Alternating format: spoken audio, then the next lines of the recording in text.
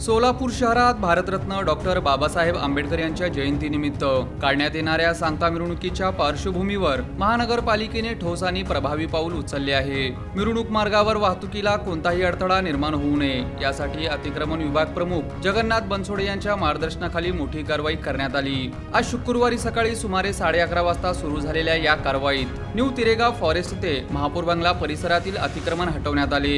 या दरम्यान अनेक खोके जप्त करण्यात आले असून तसेच पत्राशेडसह इतर अतिक्रमण हटवण्यात आले। मिरवणूक सुरळीत पार पाडावी आणि नागरिकांना कोणतीही अडचण येऊ नये यासाठी ही कारवाई करण्यात आली आहे। या कारवाई दरम्यान कायदा व सुव्यवस्था अबाधित राहावी यासाठी पोलिसांचा मोठा बंदोबस्त तैनात करण्यात आला होता। महानगरपालिकेच्या या धडक कारवाईमुळे मिरवणूक मार्ग मोकळा झाला असून नागरिकांनीही या उपक्रमाचे स्वागत केले आहे।